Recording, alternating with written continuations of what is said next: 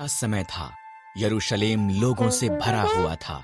जब यीशु जैतून के पहाड़ पर पहुंचा, एक पहाड़ी जिससे यरूशलेम दिखता है, उसने उसके 2 शिष्यों को एक गधा ढूंढने के लिए कहा।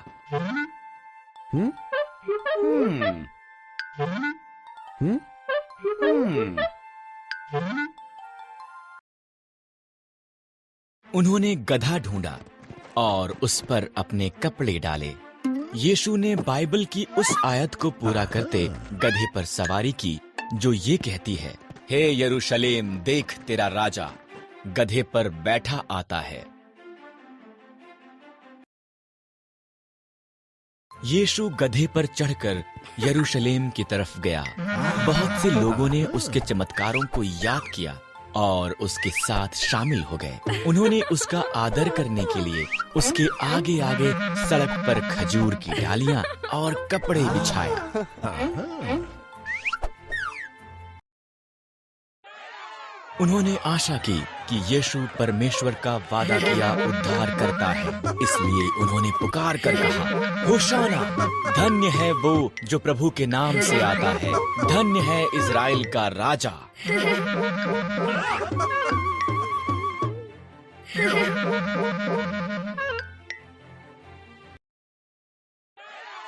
पूरा संसार उसके पीछे है। फरीसी बुड़बुड़ाए, यीशु, उनसे कह कि वो चुप रहें।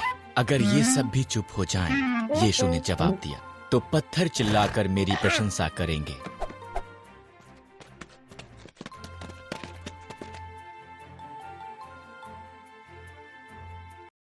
एक साथ खाना खाने के बाद यीशु ने उसके शिष्यों से कहा, आज रात तुम मुझे त्याग दोगे। मैं नहीं, पतरस ने साहस से कहा। यीशु, मैं तुझे कभी नहीं छोड़ूंगा।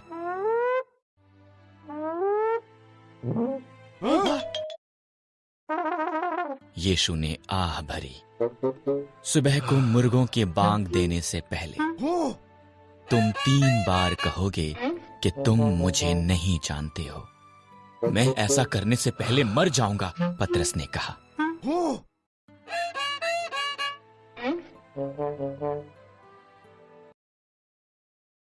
जब वो गतसमनी के बाग में आए, यीशु ने उसके शिष्यों को उसके साथ प्रार्थना करने के लिए कहा।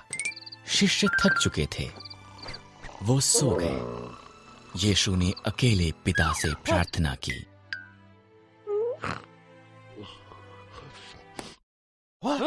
यीशु जानता था कि उसके दुश्मन उसे मार देना चाहते थे। वो ये भी जानता था कि मरना उसके लिए परमेश्वर की योजना थी। मुझे कोई और मार्ग दिखा, उसने प्रार्थना की। नहीं तो जो तूने कहा मैं वही करूंगा।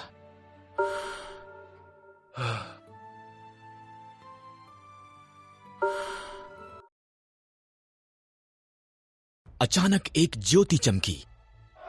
यहां पर चिल्लाहट थी और सब लोग उठ गए।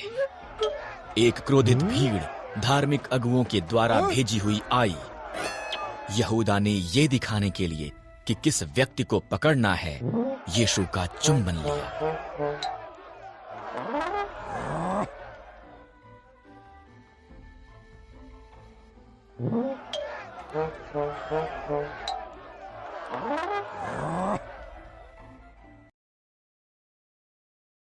मैं ही हूं जिसे तुम ढूंढ रहे हो, यीशु ने कहा।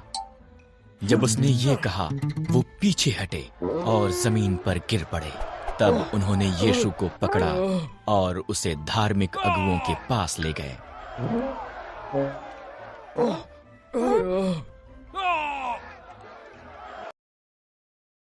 ज्यादातर यीशु के शिष्य भाग गए, पर पतरस पीछे पीछे गया। उसने ये देखने के लिए कि आगे क्या होगा, एक आंगन में इंतजार किया। क्या तुम यीशु के साथ नहीं थे? किसी ने पूछा। डरे हुए पतरस ने कहा, नहीं।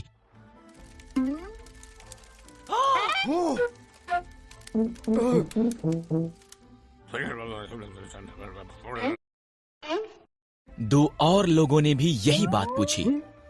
तुम गलत हो, पतरस ने कहा, मैं तो यीशु को जानता भी नहीं हूं। पतरस ने यीशु का 3 बार इनकार किया। जब उसने मुर्गे की बांग को सुना, वो बुरी तरह रोया।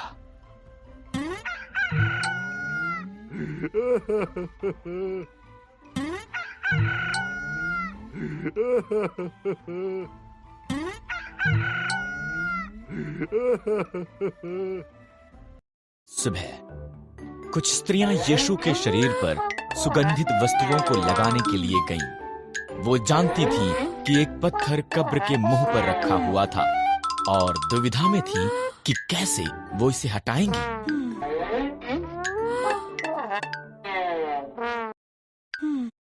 जब वो वहां पहुंची, पत्थर पहले से ही हटा हुआ था।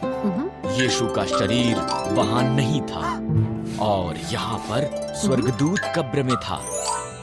यीशु जीवित है। स्वर्गदूत ने कहा, जाओ, जाकर शिष्यों को बताओ।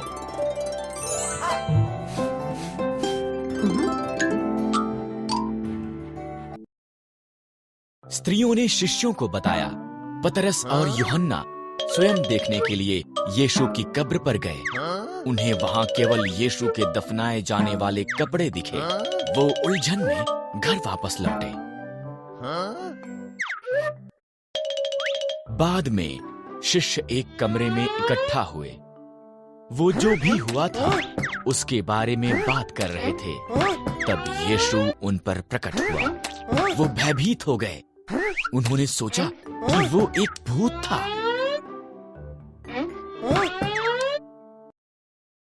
चिंता मत करो, यीशु ने कहा। मेरे हाथों और पांवों को देखो, ये मैं हूं। मुझे छुओ, आगे बढ़ो। तुम एक भूत को छू भी नहीं सकते और भूत खाते भी नहीं, पर मुझे तो सचमुच भूख लगी है। इसलिए उसने कुछ मछली खाई। तब उसने उन्हें सिखाया। वचन साफ कहता है, उसने कहा, मसीह को दुख उठाना और मर जाना और फिर तीसरे दिन मुर्दों से जीवित होना था। अब जो तुमने देखा है वो संसार को बताओ। प्रत्येक ये जान ले कि उनके पाप क्षमा हो सकते हैं अगर वो परमेश्वर की तरफ मुड़ते हैं। ये जो मैंने किया उसके कारण ये सब संभव है। में वापस जाने का समय था। वो उसके शिष्यों को यरूशलेम के निकट एक पहाड़ी पर लेकर गया। मैं चाहता हूं कि तुम अब ये करो, उसने कहा।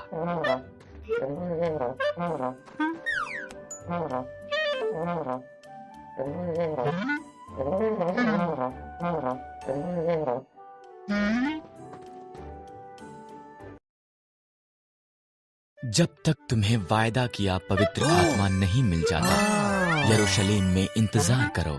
फिर हर किसी को मेरे बारे में बताओ। यरूशलेम से यहूदिया और सामरिया और तब संसार की छोर तक जाओ।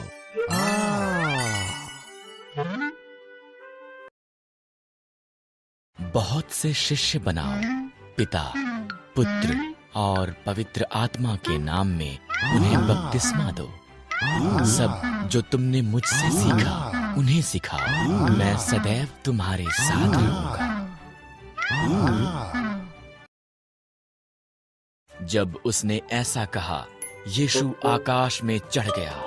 वो तब तक आकाश में ऊपर जाता रहा जब तक एक बादल में अदृश्य नहीं हो गया। उसके शिष्यों ने उसे देखा।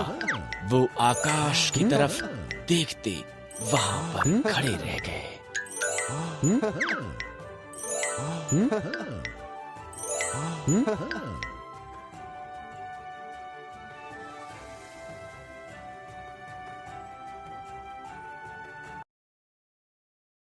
सफेद पोशाक पहने 2 मनुष्य प्रकट हुए।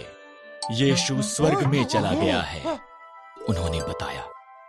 उसी तरह वो वापस भी आएगा, इसलिए शिष्यों ने यीशु की आज्ञा मानी और यरूशलेम में गए।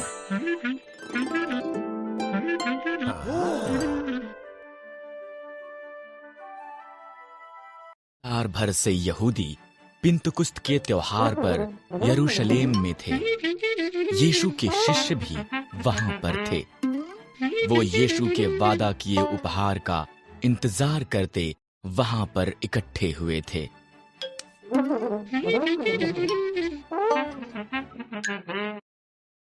पिंतकुस्त के त्योहार के बीच में परमेश्वर का उपहार आया।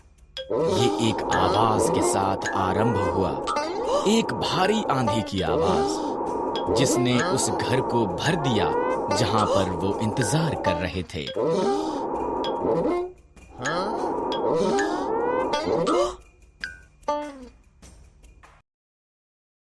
इसके बाद कुछ आग जैसा उन सभी पर आकर ठहर गया।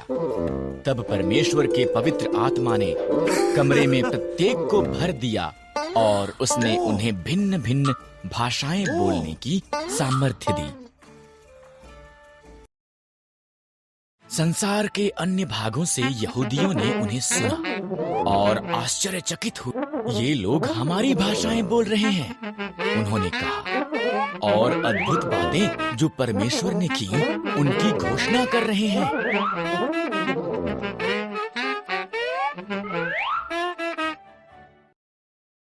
ये परमेश्वर का उपहार है, पतरस ने बताया। लंबे समय पहले इसका वादा किया गया था।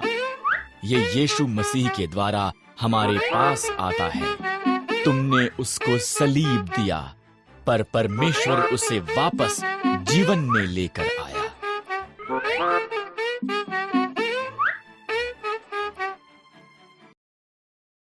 हमें क्या करना चाहिए?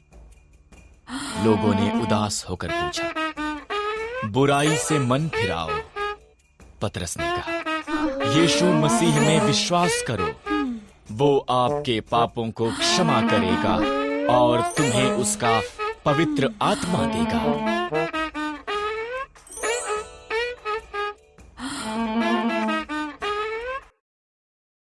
उसी दिन 3000 लोगों ने बपतिस्मा लिया।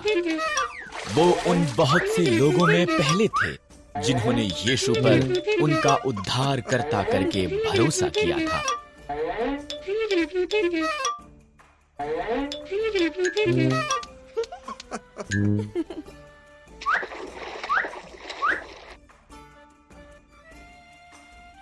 पतरस और यूहन्ना मंदिर में गए।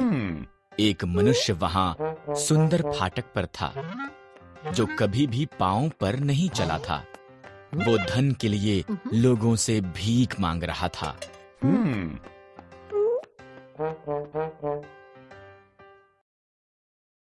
क्या मुझे कुछ पैसा मिलेगा? उसने पतरस और यूहन्ना से पूछा। दोनों शिष्यों ने सीधा उस मनुष्य की आंखों में देखा। उनके पास कोई पैसा नहीं था, पर उनके पास कुछ उत्तम देने के लिए था। हमारी तरफ देख, पतरस ने कहा। मनुष्य ने पैसे की उम्मीद की। मेरे पास चांदी या सोना नहीं है, पतरस ने कहा, पर मेरे पास कुछ और है जो मैं तुम्हें खुशी से दूंगा।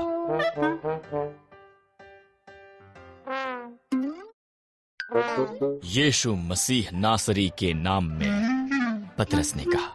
उठ, चल फिर। पतरस ने मनुष्य का हाथ पकड़ा और उसके घुटनों में शक्ति भर गई। मनुष्य उठा और चलने लगा।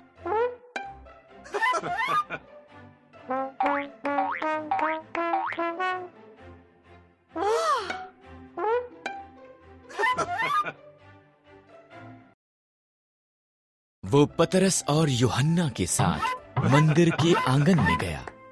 शीघ्र ही वो केवल पैदल नहीं चल रहा था, वो आसपास उछल कूद रहा था और परमेश्वर की प्रशंसा कर रहा था। लोगों ने उसे फाटक पर देखा था। वो जानते थे कि वो जन्म से लंगड़ा था, फिर भी वो वहां पर चल रहा था, उछल कूद रहा था और परमेश्वर का धन्यवाद कर रहा था। हर कोई आश्चर्यचकित था।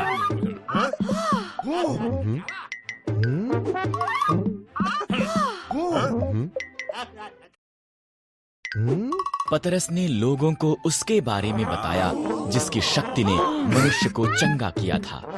उसने यीशु के बारे में उन्हें बताया। जब वो बता चुका तो उनमें से बहुतों ने भी यीशु का अनुसरण करने का फैसला किया।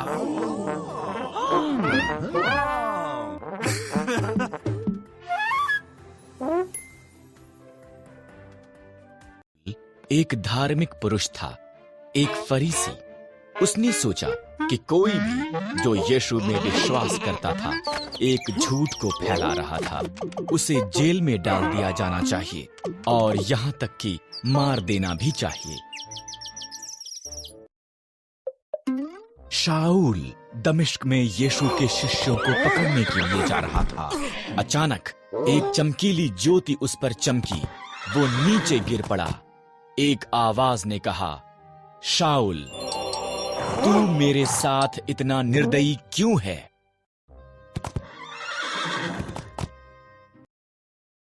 प्रभु, तुम कौन हो?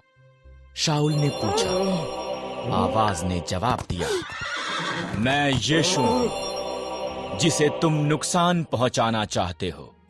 दमिश्क को जा, वहां तुम्हें पता चलेगा तुम्हें क्या करना चाहिए।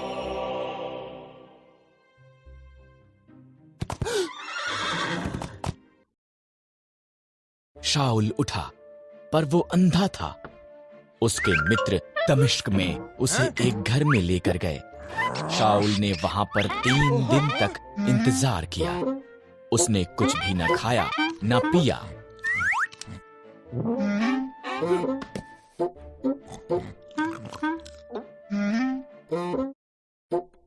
इसी दौरान यीशु एक दर्शन में हनन्याह दमिश्क में उसके शिष्यों में से एक पर प्रकट हुआ। यीशु ने उसे जाकर शाऊल से मिलने और उसके लिए प्रार्थना करने को कहा ताकि वो पुनः देखने लगे।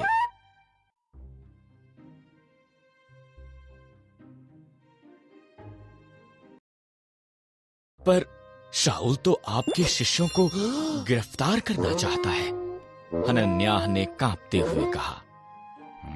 मैं जानता हूं, यीशु ने कहा, पर मैं शाऊल को संसार भर में मेरे बारे में बताने के लिए प्रयोग करना चाहता हूं।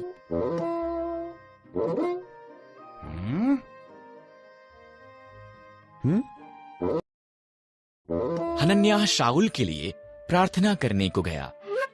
यीशु ने मुझे भेजा है, उसने कहा, ताकि तुम देखने लगो और पवित्र आत्मा से भर सको।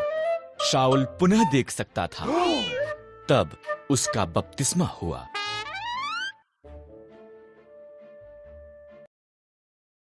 यीशु ने शाऊल को एक ऐसे मनुष्य से जो उसके शिष्यों को दुख पहुंचाता था, एक कलीसिया के अगुवे में बदल दिया जिसने सबको यीशु के बारे में बताया।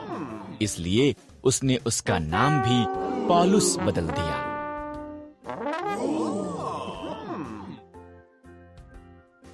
इस रोमी सेना में एक अधिकारी था। वो कैसरिया नाम के एक स्थान में रहता था। वो और उसका परिवार परमेश्वर का आदर करते थे। वो यहूदी नहीं थे, वो अन्य जाति से थे।